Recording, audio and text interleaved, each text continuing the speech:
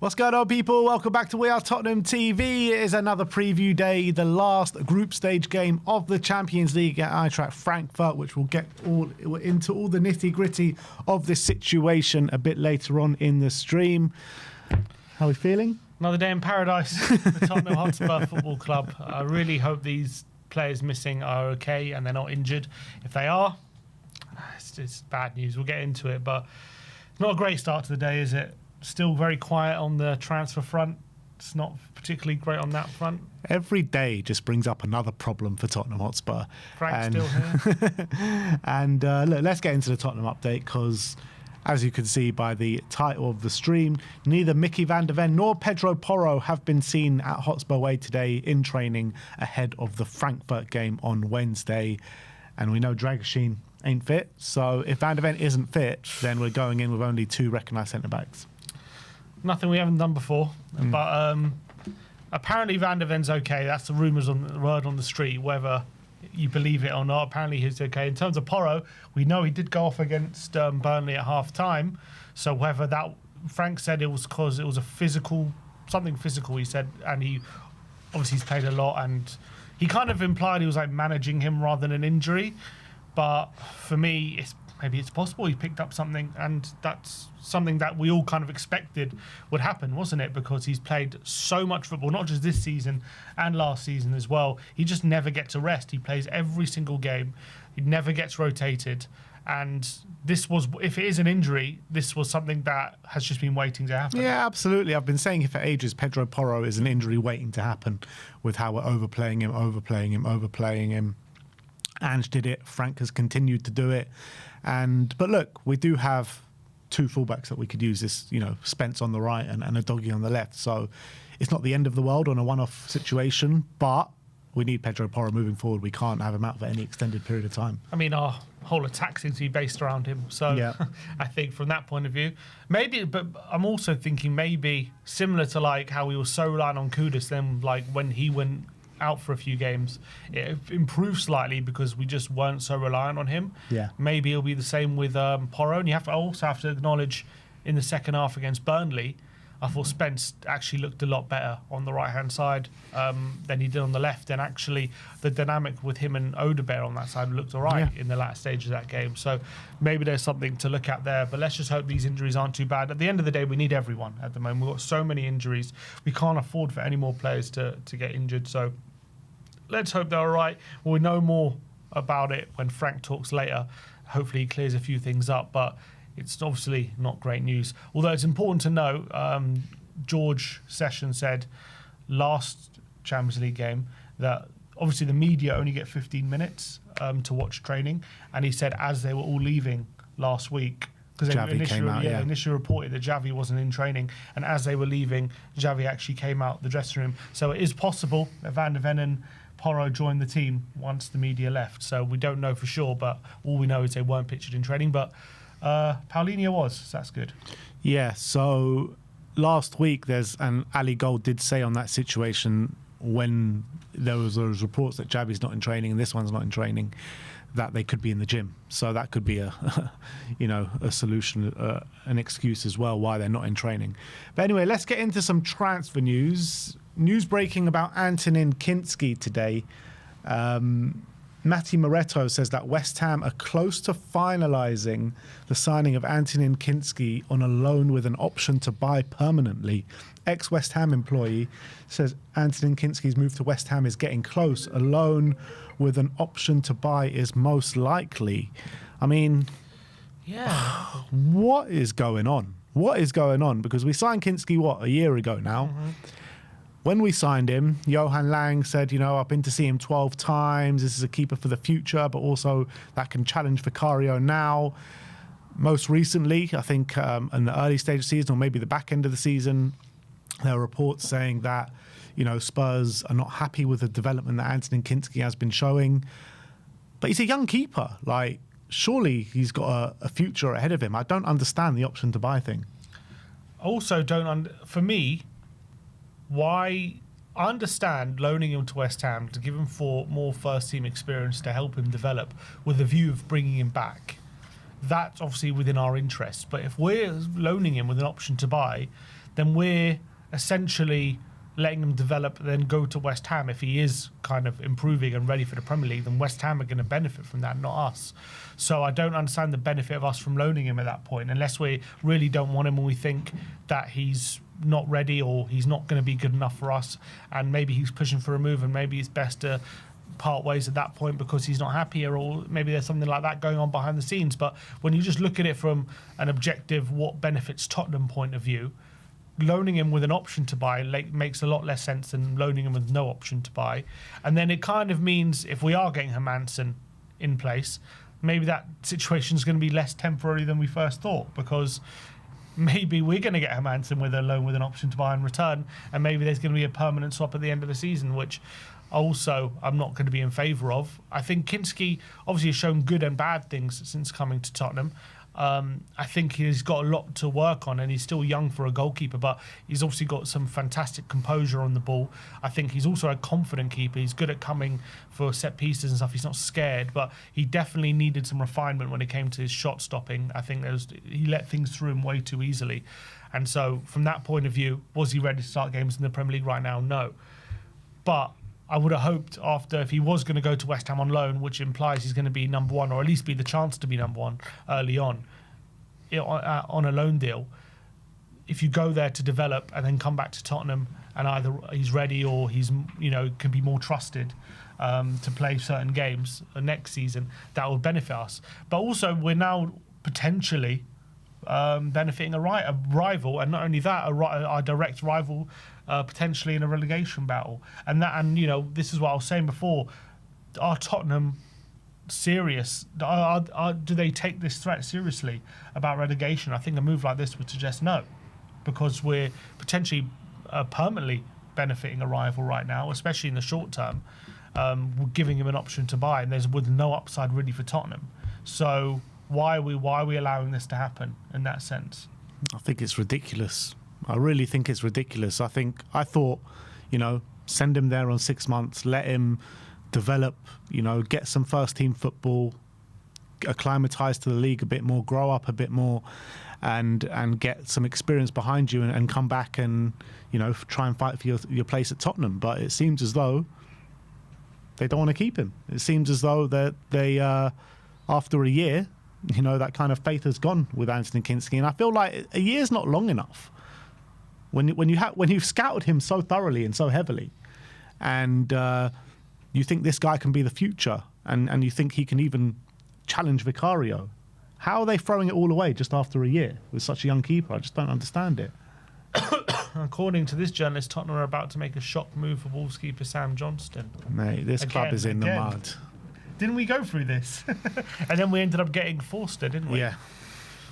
So we come back to the whole Sam Johnston thing.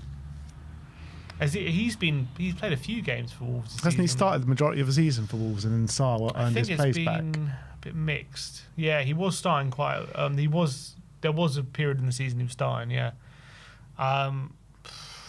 God, Sam Johnston. We're this back there club, again. we're so in the mud, man. We're so in the mud. We're selling. Well, we're giving Anthony Kinski to West Ham. Go. You know what? You think he's the keeper? Maybe he can help you fight relegation when we're the ones in the relegation battle with them. And we're saying, you know what? If it goes well as well, you can have him. You can buy him off us, and then we'll just go get Sam Johnston, a guy that's pretty much all but relegated. Like, what are we doing here? Seriously, what are we doing?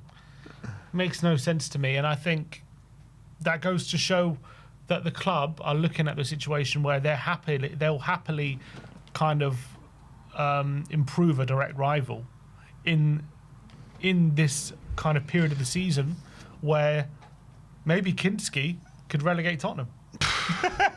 Imagine. This is what I was saying to you the other day. I was actually talking about the fans, but it might be the case within the club. I don't think they're taking this threat of where we're in seriously. No. They're not at all. Like, this is actually even more worrying now, because look, I know Kinski's not going to probably play a part for Spurs from now to the end of the season, so from that sense, it doesn't really matter too much. First of all, if Vicario gets injured, we are, more screwed than if he was to get injured and Kinski's here, because I think I'd prefer probably Kinski than Sam Johnston right now.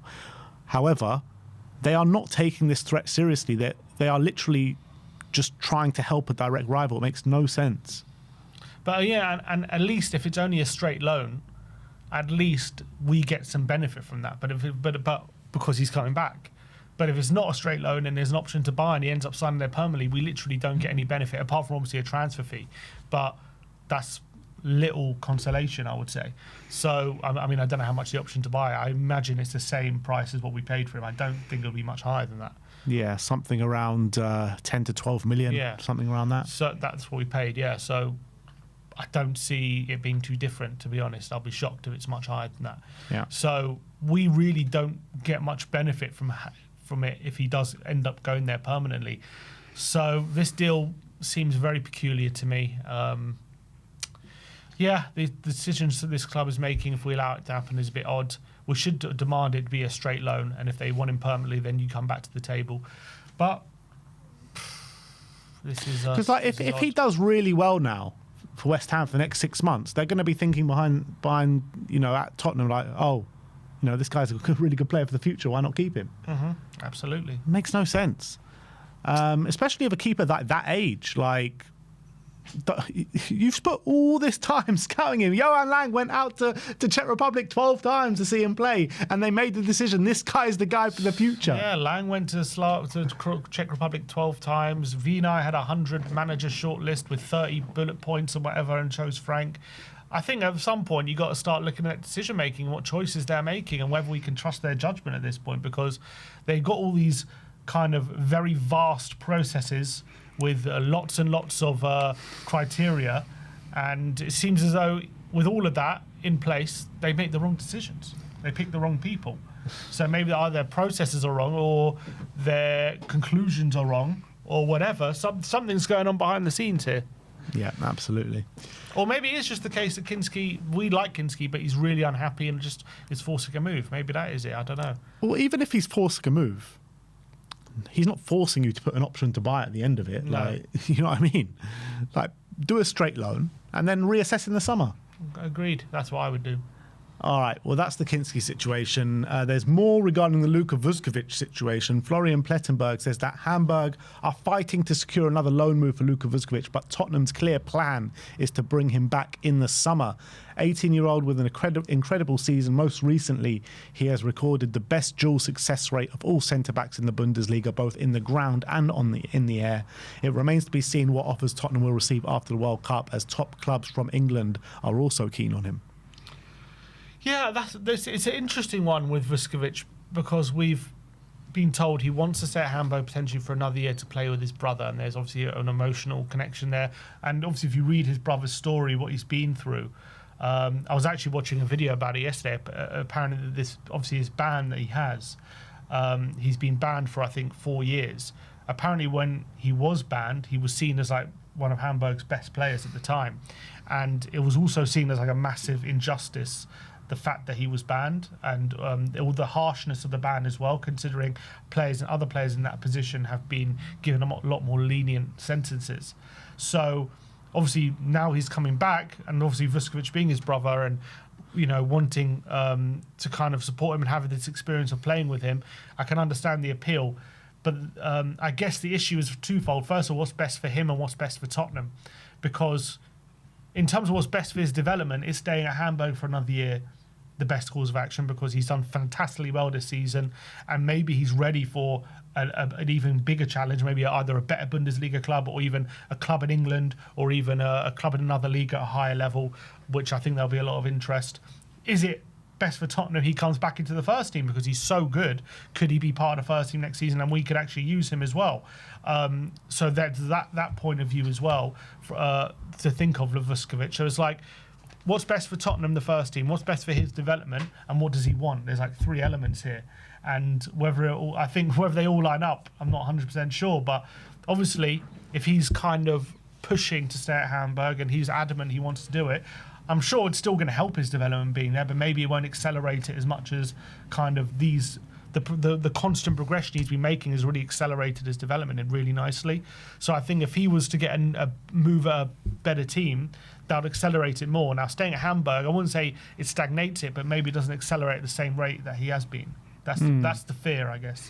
Yeah, it depends what kind of clubs are in for him. The fear I've got is that things carry on going in the same trajectory as they're going at Tottenham, and he looks at the situation being like, well, look at all these big clubs interested in me. I saw Paul O'Keefe was talking the other night saying that there could be some potential interest from the likes of Bayern Munich and, massive clubs. Florian Plettenberg saying top clubs in England are looking at him.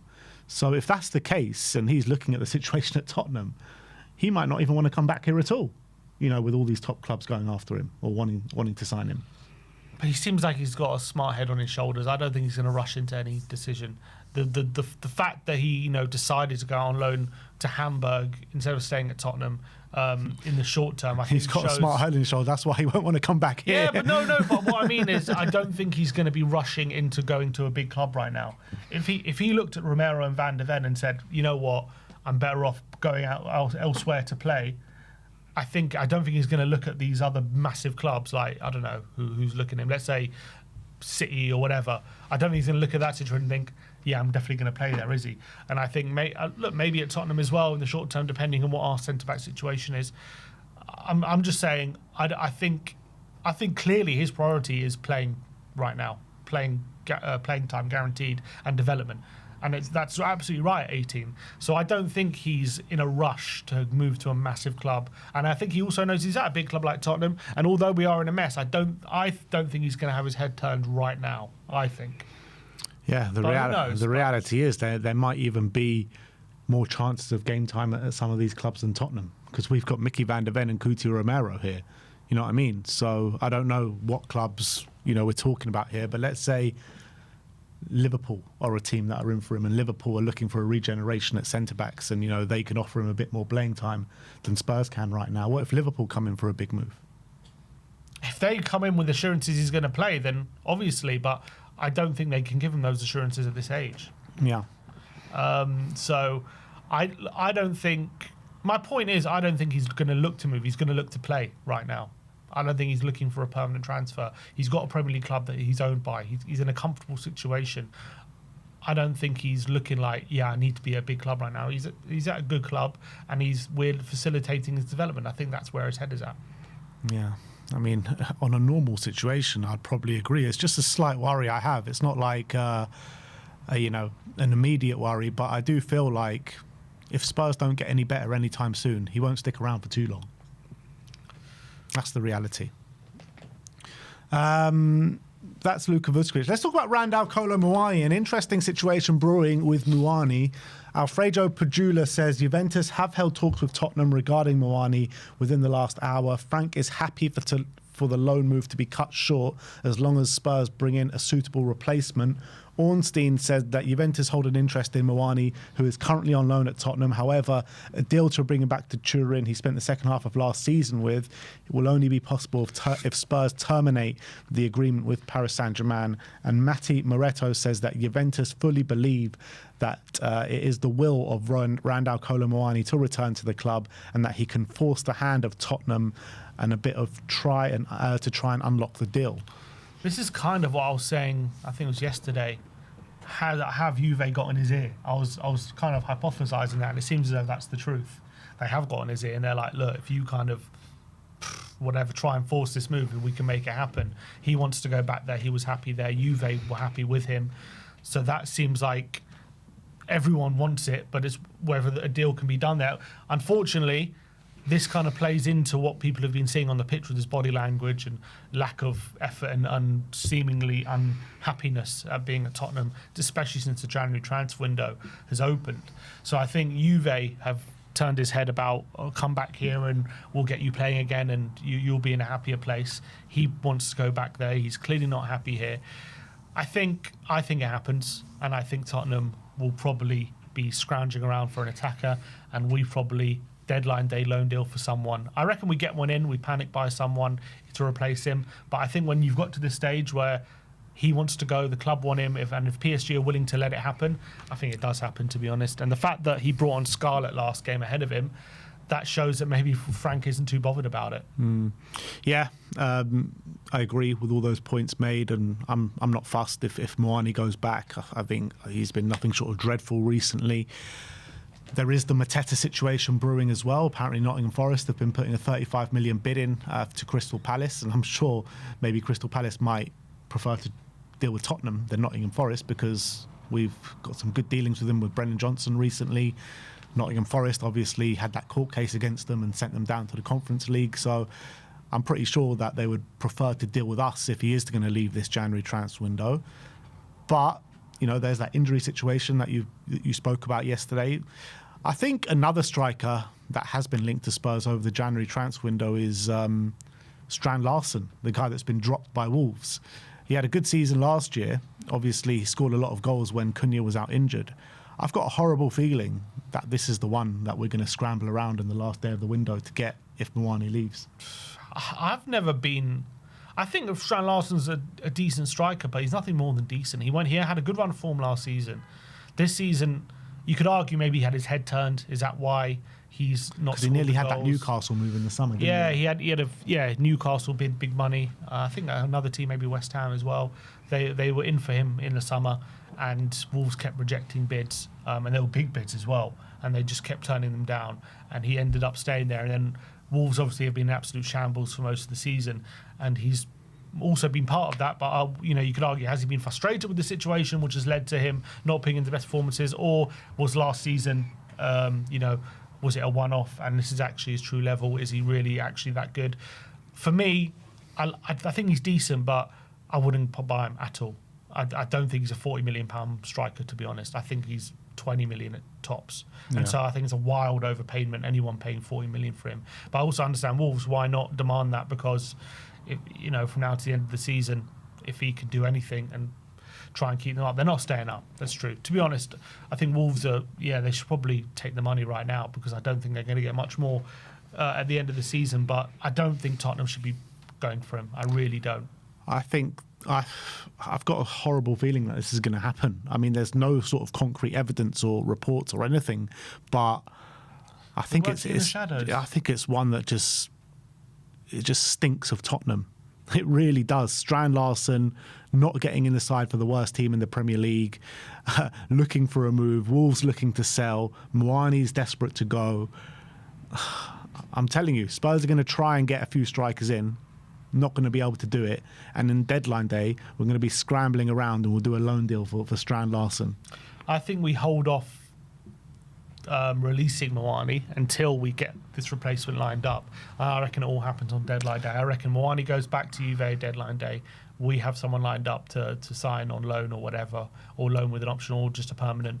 And it's going to be a scramble, and we're probably going to be underwhelmed by who it is, but I think that's probably what's going to happen. Maybe when we look at it again. Someone like that, maybe move Tell up front potentially as that option. But it's obviously been very difficult for us to be getting forwards in the January transfer window. So it's a very difficult window, so it's proven. So it's going to be a mad dash, I think. But I think if I'm going my gut, I think Muani doesn't end the window at Tottenham player. Yeah, I mean, this is where we're at the moment, guys. This is where we're at. We're in a relegation scrap, and we're looking to take players off the likes of West Ham and Wolves, who are two of the only teams that are below us. I think it's such a sad and sorry state of affairs at Tottenham right now. You know, who we've been linked with, Hermansen, who's been dropped by West Ham. They bought him in the summer as number one, dropped after a few games. Spurs looking to bring him in. Sam Johnston, been in and out of the Wolves team, who are the worst Premier League team so far this season. Somerville, before when we were linked with him, he had 1 goal all season. Now he's got 2. It's just like, this is what I've always said. What are we doing? It's what I've always said about January. Like, the only players who are really attainable at a fair price are players who are out of favour for their clubs, and so you can get them, or maybe players who are right down the bottom, and maybe they're planning for relegation. You maybe get players at a fair price. But when it comes to players who are starting for good clubs or decent clubs, you're obviously going to have to, or either you pay a release clause if it's available, like City did with Semenyo, or you sign a Guehi with 6 months left on his contract for 25 million, where you can get him free for 6 months, or you have to wildly overpay, and that's the situation in January. And that, I don't know what we do about that. Who are we wildly overpaying for? Is Ndiaye still an option, or is that off the table? Like, we always talked about that, but that never really materialised, did it? I think what Spurs should do, they should try to go get Dusan Vlahovic. If Juventus are bringing in Muani, That's more competition for Vlahovic. They've got Jonathan David as well. Surely one of those strikers. Yeah, exactly. Surely one of those strikers are on the market if Muani goes back. I'll take a loan deal for one of them. So I think you got to try and do one of those deals of Vlahovic, Jonathan David, or even an Openda. One of those three. If only we had some Juve connections. Oh, God. Come on, Fabio. One last ride. One last call. He's still with us until the end of the window. Is he still making calls for us or what? Is he involved, Fabio? Frank says Fabio is working very hard for Tottenham Hotspur whilst Fiorentina sign the world. One last mad call. Get that phone out, Fabio. Yeah. Get one of those deals done. All right, well, that's that situation. Gazzetta Italia reporting that Tottenham have identified Mile Svillar as the potential replacement for Guillermo Vicario in the summer. The 26-year-old who was named best goalkeeper in Serie A last season. Roma are set to hold out for £61 million for the informed goalkeeper. So it's been widely suggested that he's backed up his form from last season and still one of the leading goalkeepers in Serie A. I can't lie, I haven't seen him play, but last time we reported it, you said about the Manchester United mistake. Yeah. Literally, I went on X after that stream. That's the first thing that came up. I swear they're listening to us. But seems like a very good keeper. Yeah, and to be fair, I've looked him up a bit more. It seems like he's gone really from strength to strength over the last few years. So, Serie A goalkeeper of the year, we have some experience with that. I think Vicario was first or second when we signed him, but he was up there, Vicario. So, I mean, Vicario was great when he first joined, and then it's turned out we needed improvement. You know what's interesting about Vicario, though? Not his kicking. That's not interesting. No, that's not interesting. But I've seen a lot of things said about Vicario, which were very similar to what people were saying about Raya when he was at Brentford about these long shots and stuff. And Raya was seen as having like a big weakness when it came to long shots when he was at Brentford, but it seems to have cleared up a bit since he's been at Arsenal. And now Vicario, obviously under Frank, has seen some of this big, like, we keep conceding long range goals. Like, I wonder if it's something to do with the fact that we just allow so many long range efforts from decent areas rather than how bad they are from shooting from long range. I think there are some comparisons to be had, but because I don't remember him having this problem like before. But I mean, that's not the biggest issue for me. The biggest issue for me is with the ball at his feet, and Raya never had that kind of against him. Like, for me, that's where his biggest flaws are, and that's what we need to upgrade on. Yeah, as long as Svillar is much better, Vicario with the ball at his feet, that's the main thing. Yeah. I think the main thing with Vicario is I feel like under Ange didn't ask him to do anything too complicated with the ball, just get the ball and pass it to one of the centre-backs short. I think whereas Frank wants him to do like little dinks to the full-back and be super comfortable on the ball and go long to Solanke, for example, a lot and get him to take the ball under control. And that's kind of how Frank wants him. So he has to be a lot more comfortable on the ball than he did under Ange, even though they both use build-up. Both use their keepers in build-up. Frank wants a bit more from this keeper, I feel, than Ange did. So I think he's being exposed a lot more now. Yeah, look, I think his flaws on the ball were still there and prevalent under Ange. But yeah, this season it's definitely been highlighted more, and that's probably why. Let's talk about Andy Robertson. Dimarzio says that Kostas Tsimikas is expected to remain at Roma until the end of the season now and won't be returning to Liverpool as cover for Milos Kerkez, as this will have a direct impact on Andy Robertson's on-off move to Tottenham Hotspur. So Dimarzio is the only one kind of reporting this at the moment, but we did hear yesterday that the bid for the Wolves left-back from Roma had been rejected. But yeah, we haven't heard anything further. Yeah, I think it's one that's going to rumble on till deadline day. Again, this is one that can move very quickly. As soon as Roma find someone and a left back, then I think all the wheels will be very quickly in motion. They'll recall Tsimikas. Robertson has a deal agreed already, and it will all be finalised. So all relies on Roma finding someone, I guess. I know a 19-year-old Brazilian left back they could have on loan. Do the deal, man. Do the deal. Do the deal. Why not? I think it works for everyone. We get development. They get a left back. Tsimikas goes back to Liverpool and we get Robbo. There is no chance they haven't suggested that already. Yeah, probably. Yeah, probably maybe Roma feel like he's not ready, which we agree with. So that's one thing. But I wouldn't rule this one out, even though Dimarzio is saying that now. I wouldn't rule it out, but I'm not saying it's definitely going to happen. But I think it's one that can progress like within a day, and it's all done. Absolutely. Last but not least, Team Talker reporting that Tottenham are interested in signing Hugo Bueno from Wolves after missing out on signing Andy Robertson. Bueno has made 14 starts and 6 sub appearances in the Premier League for Wolves this season.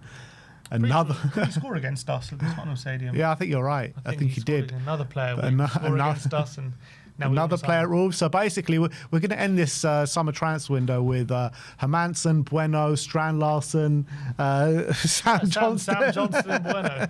We really are trying to go down. I think we're preparing for the championship. We are literally trying to go down here. And the thing is with Hugo Bueno, like he's got a good cross on him. He does, yeah. But that's probably about it. I agree. I don't think he's much more than that.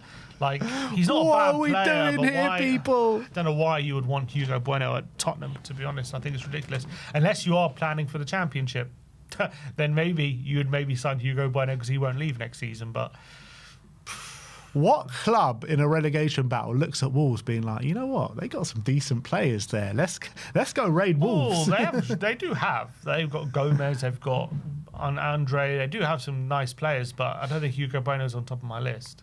Hugo Bueno, man. What are we doing here? So the thing is, though, we're not linked with Chao Gomez and Andre. We're linked with the bottom of the barrel. What is our scouting? We're basically just looking at the teams in the relegations and saying who can we nab at the moment. Like, is that what our recruitment is at the basically? Just like embarrassing, man. It's embarrassing. There's been a latest update from Fabrizio Romano regarding Randall Kolo Muani, saying Juventus are waiting to find out if Tottenham will let Muani leave. As of now, there is no green light from Tottenham. Yeah, so that's just Tottenham looking for another striker, really. Yeah, I think that's the case. I think when it comes to a number 9, again, similar to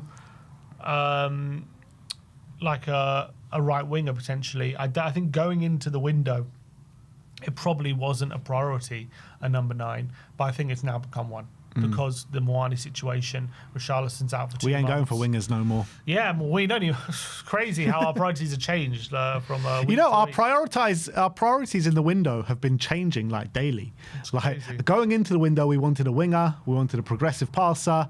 Bentancur gets injured. All right, we need one of those players now. This one gets injured. All right, we need one of those players. You know what I mean? It's just madness. Now then we were saying like it's crazy. We have to get a right winger because we don't have any. Now I'm like, it's crazy. We have to get a striker because Muani's going. Richarlison's injured. Solanke's come back from a 6-month injury. Like now that's absolute priority. Now it's like, the whole team. We are a club with literally no direction. This is what it looks like. And it's a good point someone makes in the comments. Like, at this point, we're just recruiting players that have scored against us. Literally. Somerville, Bueno. That's our recruitment structure. If you scored against us, you got a chance. That's the best agent you can have is score against Tottenham, apparently. You don't need an agent. Just score against us and bam, you've got a contract on the table, ready and waiting.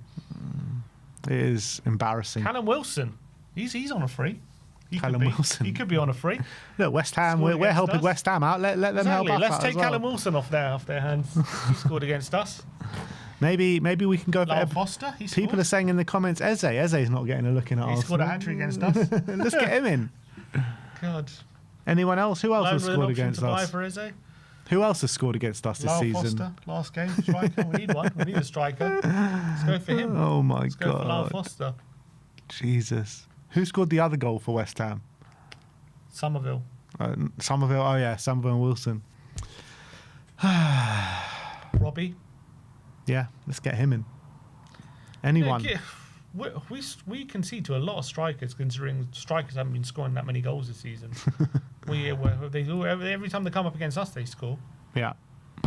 All right, look, that is the Tottenham update for today. Let me know in the comment section below your thoughts regarding all those fantastic news stories that we have just brought to you today. This isn't the update we wanted like a week out, 5 days out from the deadline day, is it? Yeah.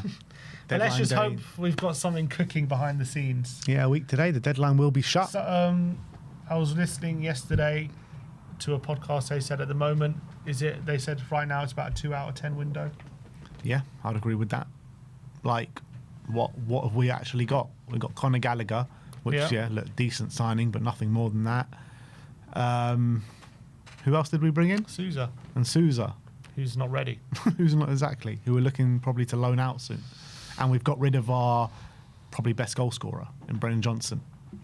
When we're complaining that we've got no goals in the team. Yeah, again, we've been through it, but I find that so odd. He's saying, Frank complains about not having the attacking players and we've got goals out of the team, and then he has let go of Johnson. Whatever you think of him, he's one who gets goals. And he complains as well about, we don't run in behind enough, our strikers. And then he lets go of Johnson, who's probably our best player running in behind. Like I said at the time, I don't understand. Like I said at the time, I don't really have an issue with letting Brennan Johnson go, but you cannot let Brennan Johnson go without a replacement in straight away. We're sitting here with less than a week to go till the end of the window, and we still don't have a replacement or any links of any players coming in. I was seeing people saying to me with Brennan Johnson, why are you going so mad of letting Brennan Johnson go? We can upgrade on him easily. Well, where's this upgrade then? Where's this upgrade? Because Brennan Johnson was our top goal scorer last season. Everyone is complaining that we can't score goals. Our forward line don't score goals. And I'm saying Frank is literally directly complaining about an attribute that Johnson has. He says, we don't have enough players to run in behind.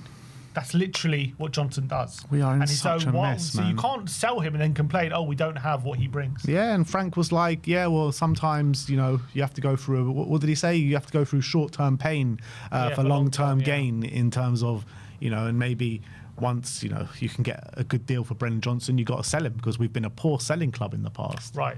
We have been a poor selling club in the past, but you don't use that to your detriment. It's going to cost you a lot more if we get relegated, I'll tell you that. Yeah, short-term pain, relegation. What's the season, the Championship, when we're winning the Champions League in 3 years' time? Yeah, the foresight of those parachute payments. Exactly. God. Ridiculous. Anyway, we got a Champions League game to talk about. Sweet reprieve. Exactly. Frankfurt away. Been there, done it, got the T-shirt. This time in the Champions League. We're going to go into our predicted lineup, but let's get into the squad news first, and let's start off with the ineligible players. Yeah, so not available for tomorrow's game against Frankfurt due to not being in the squad is Matisse Tell. Obviously, he was replaced by Solanke, Conor Gallagher, Radu Dragushin, Souza, and Yves Bissouma. So you'd argue our currently best two centre mids are currently unavailable due to being ineligible, which is a bit of a crazy situation. And maybe also one of our brightest attackers as well, which is just madness. But yeah, they're unavailable. And then injuries. Porro and Van der Ven not seen in training. Unconfirmed whether they're going to be out for tomorrow, but they haven't been seen, which is a concern, especially with Porro going off at half-time against Burnley. So that's not good. Bentancur, he's out in the long term. Bergvall is out long term. Richarlison, Davis, Kudus, Kulusevski, and Madison, they're all out long term. The only one really who might be back sooner than, let's say, March would be Kulusevski, but really? He's the only one who made mine because we know Madison's definitely out till April. We know Kudus is out till April. Ben Davies out for the season. Richarlison is out for 2 months. Bergvall's out for 3 months. Bentancur's out for 3 months. The only one we don't have a specific timeline on is Kulusevski. I'm not saying he will be back. I'm just saying the only one who might be, because we don't actually have a timeline, is Kulusevski. But he also might be out for the whole season. So Kulusevski was seen jetting off to Barcelona on a flight, so I don't know. Someone's saying he's going to convince Rooney Bargy to come. Yeah, he's just turned into a sporting director now, exactly. Kulusevski. That's all he is. But he was on a podcast, did you see? I did, with Chunks. Yeah, and he was saying Arsenal not winning the league. And then they went to lose on to Man United. To lose to Man United. Keep doing God's work, Kulusevski, man. Whoever said he was an Arsenal fan? Eh? All right, let's get into it. What do you reckon? It can't be a wing back. Well, it can be a wing back system. Oh, it can. It can. Well, can it? Well, if Van der Ven's not playing, then it... Have Frankfurt been playing wing backs? Yes, they play. Well, they play back three. We're going to go match them up again? But the thing is, how can we? Because if only if Van der Ven's available. I think Van der Ven will be fine. If Van der Ven's fine, then we can. I think it'll be Van der Ven, Romero, Danso. Van der Ven, Romero, same as against Burnley. Yeah. So we're going 3-4-3. I think so. He's going to say it worked so well against Dortmund. Well, he's going to say we're unbeaten. Worked so well against Dortmund, and against Burnley as well. He was very happy with the performance. To be fair, in this kind of game, if it's going to be more similar to the Dortmund game than the Burnley game. So I think there is justification to say probably can stick with it. And he'll probably say, oh, look, you know, Burnley, we should have won, and blah, blah, blah. So I think, actually, I agree. If Van der Ven's fit, he's going to stick with it. So Vicario in goal? Big Vic. Is Kinski going to be in the squad? Well, that's the question now. So Vicario in goal. So a back three, as we said, Romero, Danso, and Mickey van der Ven. Yes, Danso, Romero, and Mickey. We think Mickey's going to be okay. So I guess on the wing backs would be, if we're thinking Porro might not play. Yeah, I think Porro gets a rest. So Spence and a doggy at fullback. Spence and Destiny there. So now the midfield. I mean, we don't have many to pick from, do we? Pape's back. Pape, it's going to have to be Pape and Gray, isn't it? There's no one else. Are they the only two available? No Gallagher, Paulinho. Oh yeah, Paulinho. So probably Paulinho and Gray then, because Gray was rested, wasn't he? Paulinho and Gray. Sarr wasn't even in the squad on the weekend. Yeah, true. So probably Paulinho and Gray. Yeah. Paulinho and which we were playing them together before Paulinho got injured. Yeah, they had a couple of games together, didn't they? Games. On the right hand side, I think Wilson. Yep. Up front, Dominic, and on the left, Javi. I think that's what it's going to be. Yeah, the only real other options would be Muani, obviously, but doesn't want to pick him.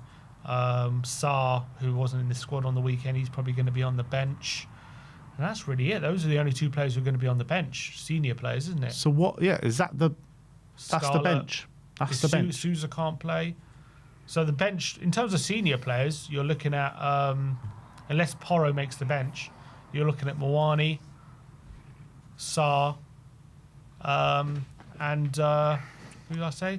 Muani, Sarr, and the Scarlet. And Scarlet, if you count him as a senior player. That's it. Wow. Bloody hell. Yeah, we're back to bare bones again. Proper bare bones. I think there is a possibility that Sarr does start this game, to be honest. I'm not sure why he wasn't in the squad, though. He didn't really mention anything, did he? He said he was available and then didn't put him in the squad. Yeah. So I think maybe he was just saving him for this game because he knows we're down to bare bones. Paulinho and Gray both didn't start on the weekend, so there's no reason. But Paulinho's also been nursing an injury, hasn't he? Yeah, true. So, but he's a more senior player. Yeah. So I think he would rather one senior player and one younger one. I think, knowing Frank. All right, let's go with this. Let's go with this. We're going to go for a back three system with Vicario in goal, Danso, Romero, Mickey van der Ven, fullbacks are Spence and a doggy, and I'm excited to see the dynamic of those two starting a game. And to be fair, do we kind of have to go 3-4-3? Because if we go 4-2-3-1, what do we do? Unless we're starting Muani. Well, if we go 4-2-3-1, it's very likely that Sarr could be in the 10. Yeah, I think he'd rather do this. Yeah, I agree. But Paulinho and Gray in the middle, Solanke up top, Odegaard on the right, and Javi on the left. But again, this brings up the conversation about Solanke because he said he's still going to have to manage his minutes. He played 90 minutes on the weekend. Is he even going to be able to play a significant part in this game? And I thought as well he was looking very leggy late on that game. I thought he should have come off, but then again he doesn't want to play Muani. So the odd thing is he brings on Scarlett and he puts him on the right. Why not take off Solanke for him? I get Solanke's a much more physical threat and stuff like that, but if Solanke's waning, the game state, I guess we need Solanke. But yeah, I just hope we don't put too much on him and he breaks down. Yeah. That's the worry. So that is our predicted lineup. What scoreline are you going for? I think Tottenham will get the job done. I think we'll win 2-0. 2-0? 2-0. Yeah, I think it's going to be a tight game. I think Frankfurt, look, they don't have much to play for. This is a prime candidate for Dr. Tottenham, to be honest, with everything going into it. Yeah, they're 7 without a win, so Dr. Tottenham. Yeah, I think 1-0. As someone says in the comments, yeah, I'm going for 1-0 as well. 1-0 to Spurs. But let us know your scoreline predictions in the comment section below. Will Tottenham get the job done out in Frankfurt? When have we said that before? Well, in a big game last season, where everything was on the line, we went there and got the job done. and let's hope for a repeat. I don't think it's going to be as glorious or as important, but it's still something we need to get done. But look, going into the game tomorrow night, like I mentioned before, the last game of the Champions League group phase, a spot in the top 8 up for grabs. If Tottenham win this game, that is it. Signed, sealed and delivered in the top 8. We'll look at the table and the nitty-gritties about what a point can do and what a loss and who can overtake us and stuff. But you're looking at Frankfurt, no manager, no number 9, already out the competition. What could go wrong? Everything. Everything can go wrong with Tottenham Hotspur. Also, Frankfurt are one of those weird teams. As much as they're very easy to play against, but also they can catch you out as well. They're a very topsy-turvy team. They score a lot of goals and they concede a lot. I was looking at in the Bundesliga. They've scored the second most amount of goals and they've conceded the most. So it's I guess it's in a sense as well, given the fact that they're already out, the shackles will be off, the pressure will be off for them, so they're gonna try and win the game. There's no point trying to get a draw or anything. You don't know what kind of team you see, like how strong they're going to be. Yeah, whether they rest players or not, but I think you got look. If we assume that they're going to go fairly full strength, just for some pride and whatever, I think that the pressure's going to be off, and with the way they attack. Obviously, you can't take that for granted. They are very intense. They get their fullbacks flying forward. They get players in the box, and it's tough to defend against sometimes, which is why they've scored so many goals. But then again, Dortmund as well were one of the highest scorers in the Bundesliga, and we kind of kept them very quiet. Dortmund have only scored 1 less goal than Frankfurt. Yeah, so we kept them very quiet and surprisingly quiet. You know, Garassi, Brandt, and Adeyemi. Those are players who think they could probably play in the Premier League, and they're pretty good, and we kept them very, very quiet. So looking at Frankfurt's team, Frankfurt's team is actually very similar to what it was last season. They've obviously got Callum Wendo in this window, but he's ineligible. They had Hugo Ekitike, who's obviously gone to Liverpool last season, but a lot of the players are the same that they were last season. So obviously, we beat them 1-0 and away from home. We drew 1-0 at home, but obviously we should have won that game by 2 or 3 goals. So I am expecting Tottenham to be kind of physically dominant like they were against Dortmund, to be honest. But I also think if we're nervous and our passing isn't crisp, when we're leaving too many gaps if we're not suffocating this Frankfurt team, then they could create chances 100%, and they got the talent to do that. Yeah, look, there's also a different kind of way where Dortmund were coming to us, and we've been very strong at home in Europe for a number of seasons now. Where we're going away to Frankfurt. We know it's a difficult place to go. We handled ourselves really well there last season, but will it be a bit different? I guess, we went into that game really low on confidence with the way that we were playing in the league then as well, and nobody expected us to go and put the professional performance we did in Frankfurt, so maybe we can, but things just seem a bit off. They've obviously had a manager which they did believe in last season, or they liked last season. Obviously, in that Van der Ven interview, he said that before the Frankfurt game, they went into the office and asked them to go a bit more defensive, and Ange duly obliged, and we did go a bit more defensive. But yeah, I just don't know how much belief they do have in Thomas Frank. We know we've struggled in pretty much every away European game this season. Haven't won one, have we? No. So we've gone to Monaco where we drew, we should have lost. We went to Bodo, we drew, we shouldn't have lost. We went to PSG, which was probably our best performance. We lost. But I think a lot of Spurs fans came out of that quite happy, not with the result, but with the way we managed ourselves against the European champions and played. So on paper, before the group stage started, this was probably our second hardest away game in the group stage. Now, they're out. They don't really have any ambitions in this tournament anymore. We don't know what kind of what team that they're going to put out. I do really believe this has just got Dr. Tottenham written all over it, though. Like, it really does. It's one of those where you're obviously going in it. I know that even though the form we're going into this game and you're expecting a win, but you can definitely get complacent. You're playing a team who's already out. You're thinking, okay, surely that they're not going to be up for it. It's going to be just an easy 3 points. But I think, as I've said, when the pressure's off, sometimes you see it when teams are already relegated and they start to play better. Yeah. It's the same thing. Just like that weight gets lifted and they can just go play their natural game without the fear of if we lose, it's going to be meltdown or anything like that, because the worst has already happened. And that's kind of the same with Frankfurt in the Champions League. And also in the Champions League, they have taken a few batterings, but also some games have been very close. They did lose to Karabag last game, but that one, I think they went 2-1 up with 10 minutes to go and ended up contriving to lose the game 3-2 in the last 10 minutes somehow. It was a close game when they went away to Barcelona, losing that one 2-1. But they have taken some batterings as well. You know what another element could be in terms of the team that they play in this game? Obviously, it's a caretaker manager in right now. And sometimes when caretaker managers are in while they're waiting for the announcement of the full-time manager, they want to make a name for themselves, don't they, these caretaker managers? And opportunity. Exactly, it's a massive opportunity, and he maybe wants to be in the running for the full-time role. So that he's probably going to pick the strongest team for that, to send a bit of a message. Right, because there's no point in him resting players. What does it get him? But apparently, someone was saying in the comments they do have a big game on the weekend up against Leverkusen. So whether they've got one eye on that game or they not. play Hoffenheim. They play Hoffenheim? They just played Hoffenheim. No, they just played Union Berlin. Hoffenheim. Oh, sorry, I'm looking at Union Berlin. They just played Hoffenheim. They're playing Leverkusen at home. Yeah, you're right.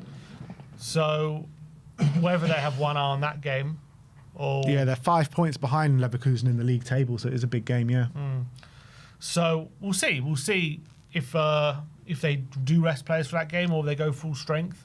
It's more likely they go full strength than massively rotate. Or maybe a couple players. Yeah, maybe it'll be a mix and match. But I don't think you should go in this game thinking like they're not going to be a threat or anything. Definitely, though, we should go in this game thinking we can get at them, because we can. Even when they're at their best, they can be got at. They are very open. They give you chances, and they've conceded a hell of a lot of goals this season. Now, the problem is I'm looking at that team on screen right now that we're likely to play. There isn't a hell of a lot of creativity or attacking flair in that team. You're heavily relying on that front three. Well, to be fair, you got Spence and Udogie who can both go on the outside and create the width. You've got Archie Gray, who can be a progressive passer in the middle of the park. You've got Odegaard and Javi, who are playing well at the moment. So, I mean, it's not too bad. I think you're looking at... I mean, for me, Spence and Udogie, they don't really provide goal contributions as much as they do get forward. They're good at getting in positions. They're not really good at doing much when they do it. I think it'd be better for Spence to be on the right-hand side if he is. Yeah, I think he's not as good as Porro, obviously. Yeah, he did have a good relationship with Odegaard. Now, who takes set pieces in this game? No Porro, no Tell. Xavi, I'm guessing. Xavi's going to be over them. Probably Xavi. There's no standout. It's going to have to be Xavi. Yeah, definitely. With Danso also in the team, we will have that threat from long throws as well. So hopefully that's an avenue we can go down. I do wonder whether we go into this game, are we going to be the ones dominating possession, or is Frankfurt going to take the initiative and we're going to kind of try and exploit them? I think it'll be us. We'll try and do what we did against Dortmund. Yeah, I think so. Just overwhelm them. I'm just trying to look at Frankfurt's past game, what the possessions have been like. So at home against Frankfurt, it was fairly even. They had 47%. Karabag, they went away to Karabag and had 42% possession. Werder Bremen, they had 40% possession. I mean, they're losing the possession battle in every game pretty much. 42% against Stuttgart. I think at that point you might say it's probably a tactic. Yeah. Every game I'm looking at, the past 6-7 games, they've had lower possession than the opposition. The last game which they've had a higher possession was against Hamburg, 60%, which was 20th of December. So it sounds like they're going to be giving us the initiative. Yeah. And we're going to have to make sure we got the quality to break him down, which worries me even more. The thing is, right, against Dortmund, we had Archie Gray and Lucas Bergwijn in the middle, and the passing just seemed a lot more crisp, and we were able to move the ball a lot quicker and from side to side, and it just seemed to flow a bit better. Obviously, we're going to have one of João Palhinha probably alongside Archie Gray, or Palhinha and Sarr, or Sarr and Gray. Those are two of the three options that we have, and obviously Gray was part of that two-man midfield, but with Palhinha and Sarr there, I don't think we'll be able to move the ball as nicely as we did. That's obviously one of the downsides to Paulinho. Hopefully he helps us like really dominate physically in that middle, which I think dominating them physically will go a long way for us to winning this game in general, because we saw what it did against Dortmund, who are obviously a better footballing side than us, but we just suffocated them. They couldn't live with us physically. That was the main separation I felt. And I think when you're comparing Premier League teams to Bundesliga teams, I think it's night and day. So that's what we just got to try and do. I think we just got to try and overwhelm them and just kind of force the ball into the back of the net, whether it be crosses or set pieces, because that's what we're good at. So just do that, I guess. Why I don't think we're going to need to be playing through them. It doesn't have to be pretty, just has to be effective, and that's what I think we'll try and do. I wouldn't be surprised if that's where we score our goals again, set pieces. Yeah, but we don't have our first or second choice set piece taker. Javi's set pieces, I mean, he did take one, didn't he? He took a corner against Burnley. And we were all surprised, like, why is Javi taking it with the players that we have on the pitch? But yeah, I guess he's got experience taking it. But you know, Porro's set pieces and Tell's set pieces are so much better, aren't they? Well, Javi just hadn't really been taking too many. It's been those two have been better. Yeah, I think that's clear. In terms of players, maybe to look out for, there's Nathaniel Brown. A lot of people linked with him. He's been much of the talk. A lot of Spurs fans looking to want to get him at left back as well. There's a lot of talk about should we be going for him. A bit of an audition maybe if he plays well. Look, you know what playing well against Tottenham does for your career. All of a sudden you get an offer. So maybe if he plays well, we'll go going for him. Yeah, another player to highlight is that Uzun. The young Turkish boy that we've been linked with over the past week or so. You know, they're saying he's one of the shining lights at Frankfurt right now. Yeah, he's an attacker who's really lighting things up, a young attacker. So he's one to look out for. They obviously on the bench last game they had like Hugo Larsson, who's much talked about. He's obviously a good player. But injured at the moment. Let's see if Jonathan Burkhart. He's a good striker. So if he misses out, that'll be good. And Michy Batshuayi as well. Batshuayi. So we'll have to wait and see who is available and who isn't. Obviously Mario Götze I also like Arthur Tiata. I think he's a player we should be looking at because he can play left centre back and left back, and to a good level. And I was quite impressed with him when we played against them last year. He was on the bench last game, but I think he's quite a handy player as well. But other than that, look, there's obviously shouldn't go into this game with anything to fear. The only thing we should be fearing is ourselves, because screwing it up or something going wrong or not living up to how we should be playing. I think we should have this game if we go like in the mentality we had against Dortmund, suffocate them and just be unrelenting. We should have it. However, obviously Dortmund, you also have to caveat it a bit of the fact that they did have a man sent off at 1-0, and we've seen how many times this season that we've gone 1-0 up in a few games, and we're playing quite well, and we haven't been able to sustain the pressure. The opposition does come back into it, and we end up not winning. Yeah. So we have to make sure if we do go 1-0 up, we make sure we get that second. Absolutely. We can't rely on sending off every game that we go 1-0 up. So yeah, 100%. I think we need to be aggressive from the first minute, like we were against Dortmund, like we were against Burnley, but we weren't able to sustain it against Burnley. Do you reckon that the case was we were able to sustain it against Dortmund because of that sending off? Because we've seen so many. I don't think we were able to sustain against Dortmund. We didn't. We won. We got the second, and then we sat back for that second half. Yeah, but what I'm saying is that we were pretty intense for the whole 45 against Dortmund. That's not been the case in previous games. In previous games, we've looked intense for like 5-10 minutes, and then there's been a drop-off in the first half. In Dortmund, there wasn't a drop-off in the first half. That's what I'm talking about. I guess we'll never know whether it's just because of the red card or not, but I definitely think it would have helped. So, yeah, we sat back and look, I thought it was a decent game plan because we created good moments on the transition and we hurt them, and we probably should have scored more in that second half with the chances that we did have. So I think the game plan was decent against Dortmund. I'm not saying it wasn't something that worked on that occasion. I'm just saying how many times has it not worked? You know what I mean? And that's the general pattern. Yeah. When we do that, it doesn't work. Yeah. But it did work against Dortmund. Whether it's because they went down to 10 men or not, you can't say for sure. But you also can't say for sure if they didn't go down to 10 men, it wouldn't have followed the other patterns. Who knows? Yeah. It's just a weird situation with Spurs. I feel like every single game is a carbon copy where first 5 minutes, we're looking like, all right, we're in the game today. We're looking aggressive. We're looking on the front foot. And then literally it lasts 10 minutes max, 15 minutes at the very tops.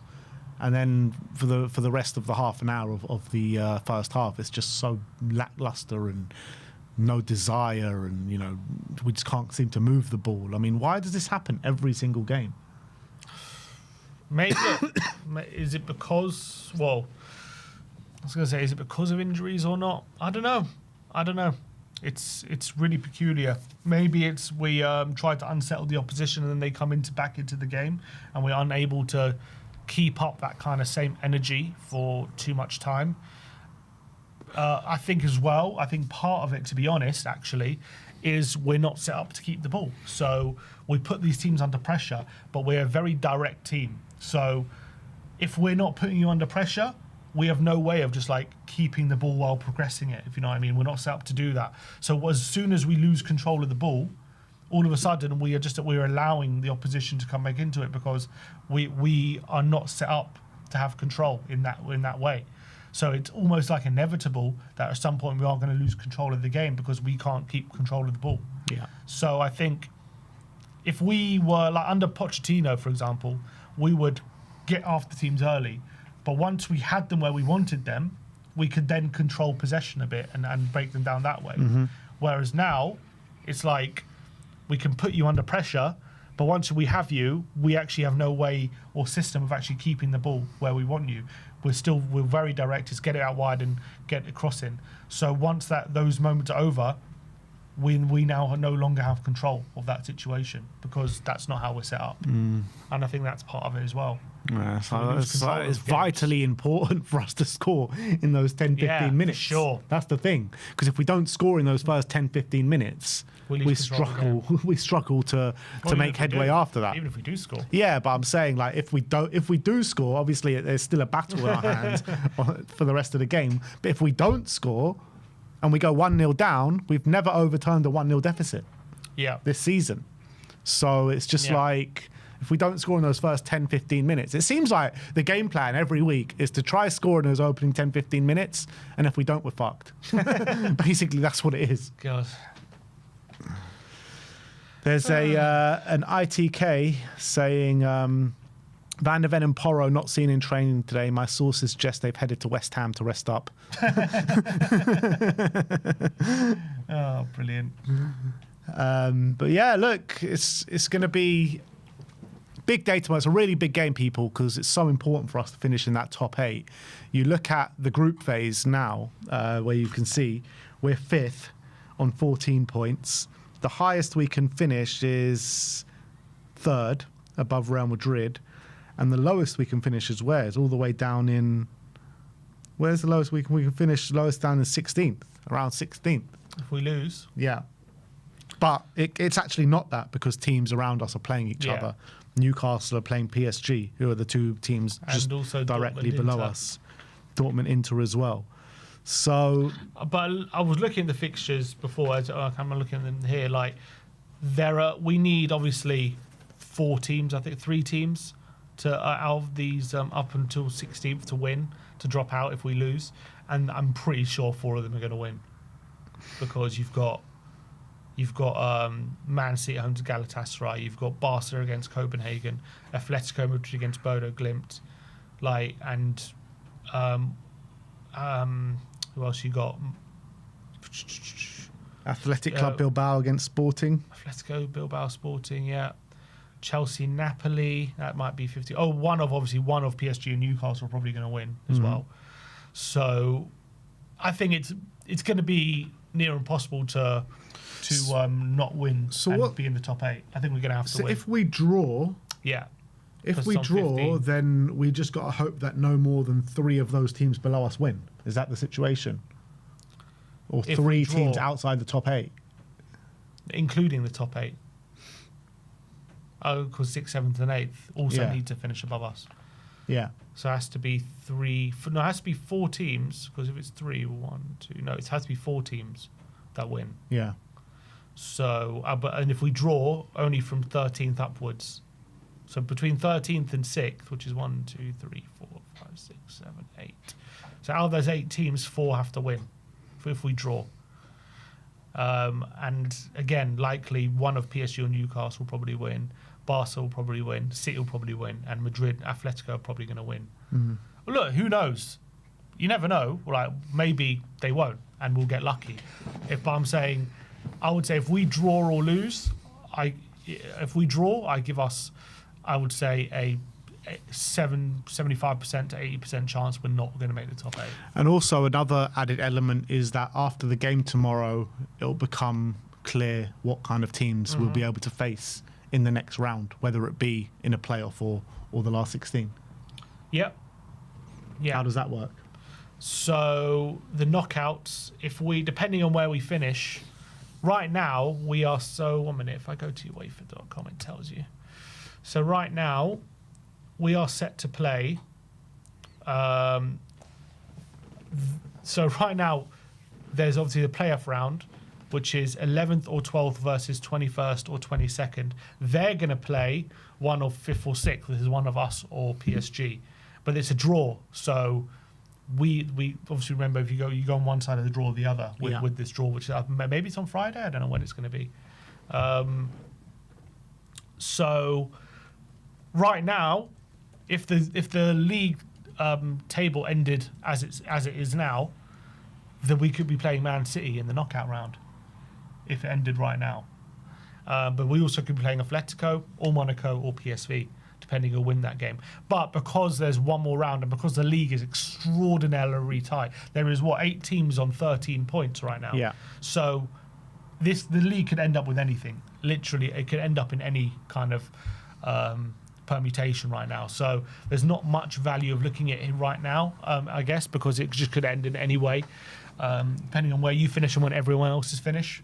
But it is predetermined, kind of, slightly. It's like basically predetermined with one little draw right at the beginning to decide who plays kind of what side of the draw you're on. So that draw takes place on the 30th, so on Friday. That is Friday. Yeah. So we'll know on Friday who we're playing, Yeah. All right. So that is the situation going into the game tomorrow. Once again, me and Sim will be on the watch along tomorrow, so tune in. We're going a bit earlier tomorrow, 7:30, so come and tune in then. There will be a chance, actually, a big chance to win a Rolex Daytona, people. So come and join us at 7:30 if you want to know how to get your hands on a Rolex Daytona, people. It costs about 20 grand or something like that, You've got to be in it to win it. You've got to be in it to win it, people. So come and join us tomorrow where we'll let you know how you can do that. But that is it from us today. Thank you very much for joining us. Like, subscribe and comment. And as always, come on you Spurs.